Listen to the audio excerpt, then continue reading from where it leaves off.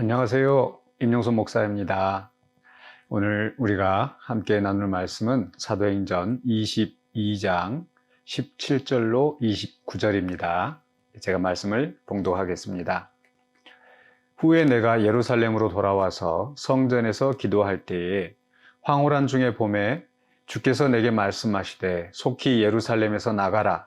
그들은 내가 내게 대하여 증언하는 말을 듣지 아니하리라 하시거늘 내가 말하기를 주님 내가 주를 믿는 사람들을 가두고 또 각 회당에서 때리고 또 주의 증인 스데반이 피를 흘릴 때에 내가 곁에 서서 찬성하고 그 죽이는 사람들의 옷을 지킨 줄 그들도 아나이다.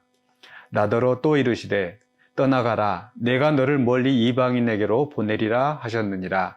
이 말하는 것까지 그들이 듣다가 소리 질러 이르되 이러한 자는 세상에서 없애버리자 살려둘 자가 아니라 하여 떠들며 옷을 벗어던지고 티끌을 공중에 날리니 천부장이 바울을 영내로 데려가라 명하고 그들이 무슨 일로 그에 대하여 떠드는지 알고자 하여 채찍질하며 신문하라 한데 가죽줄로 바울을 매니 바울이 곁에 서 있는 백부장더러 이르되 너희가 로마 시민 된 자를 죄도 정하지 아니하고 채찍질을 할 수 있느냐 하니 백부장이 듣고 가서 천부장에게 전하 이르되 어찌하려 하느냐 이는 로마 시민이라 하니 천부장이 와서 바울에게 말하되 내가 로마 시민이냐 내게 말하라.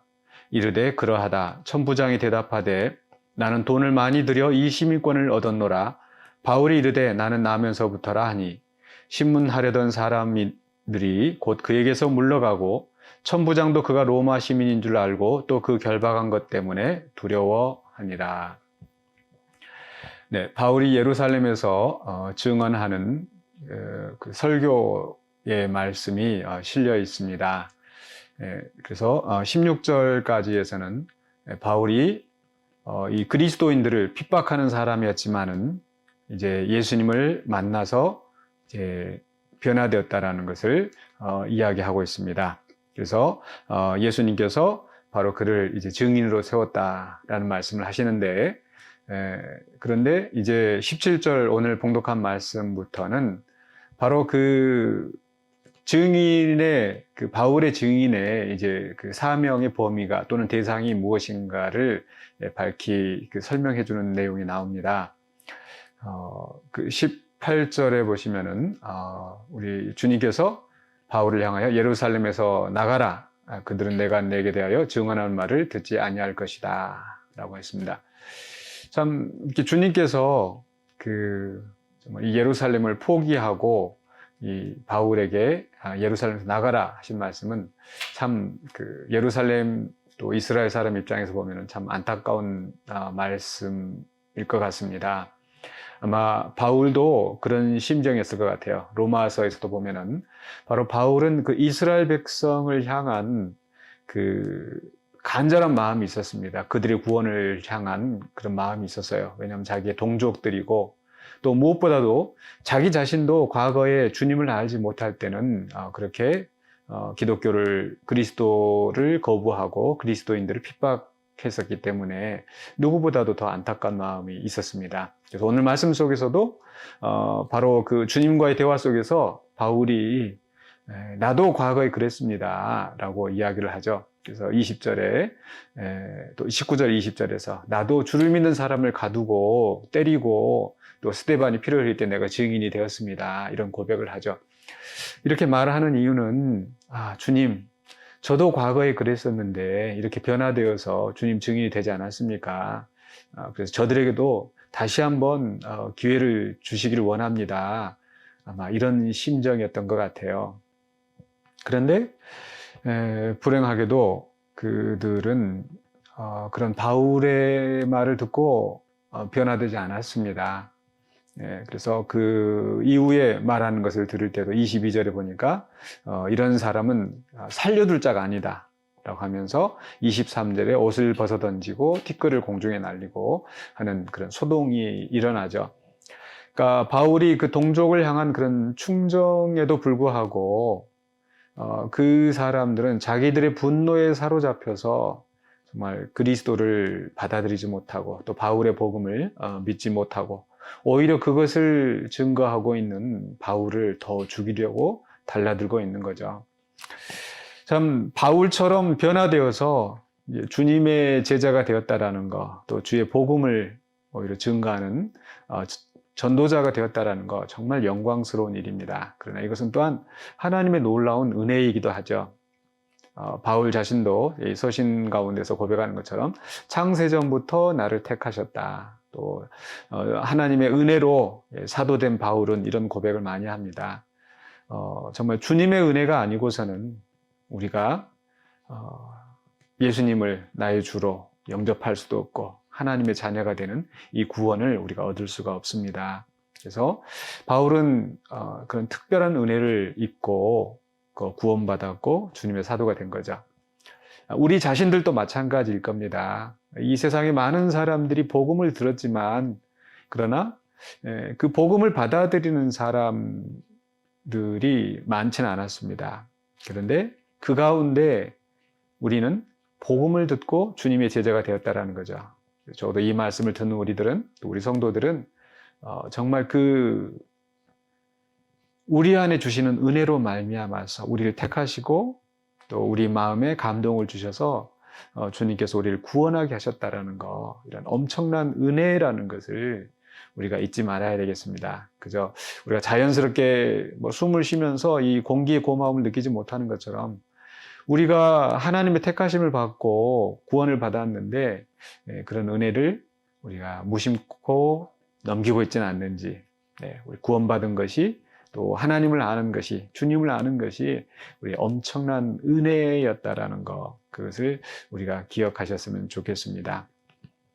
이렇게 이스라엘 사람들이 바울의 증언을 듣고 또 그것을 듣고서도 거부할 것을 우리 주님께서는 아셨기 때문에 이제 예루살렘에서 떠나라.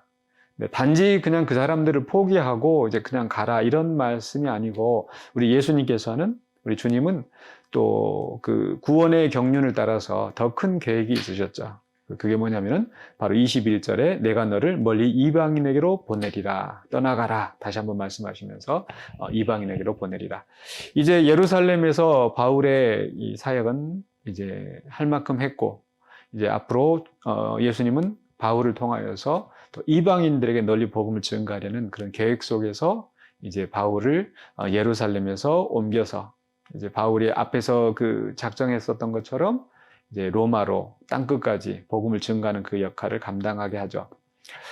때로 우리는 사역하는 가운데 또 우리가 신앙생활을 하면서 앞길이 막히는 것처럼 느껴질 때가 있습니다. 그러나 우리 하나님의 계획은 막히지 않습니다.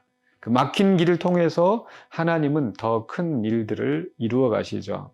그렇기 때문에 우리는 어떤 어려움이 닥친다 하더라도 두려워하지 않고 또 하나님의 선하신 그 인도하심을 따라가는 우리가 되었으면 좋겠습니다. 또 그러할 때에 모든 일이 순탄하게 잘 풀리는 것만은 아닙니다. 오늘 말씀 속에서도 보면은 바울이 이렇게 이스라엘 사람들에게 그런 내용을 설명했을 때 이스라엘 사람들이 더 선동하고 옷을 벗어 던지고 티끌을 날리면서 소동이 일어났죠.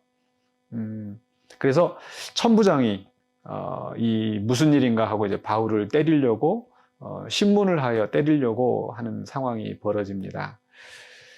참 올바른 복음을 증언했지만 바울은 이제 또 맞는 자가 될 그런 위기 가운데 있었죠. 만약에 이때 바울이 그 천부장의 또 부하들이 신문하는 매를 맞고 이런 상황이 됐었다 하면은 아마 예수님이 계획하셨던 일들, 이방인에게로 보내서 바울을 또 복음의 증거자로, 이방인을 위한 증거자로, 이방의 빛으로 세우시는 그 계획이 또 막혔을 수도 있을 것입니다. 그런데 이 순간에 바울은 또 기지를 발휘해서 로마 시민인 나를 죄를 정하지도 않고 때리려고 하느냐라고 명확하게 이야기함으로써 그 매를 맞지 않고, 또 그 다음 장면에 보면은 오히려 공회 앞에서 떳떳하게 또 증거할 수 있는 그런 기회를 얻었습니다. 사역의 길이 결코 쉽지는 않습니다. 사명자로서 가는 것이 쉽지 않습니다.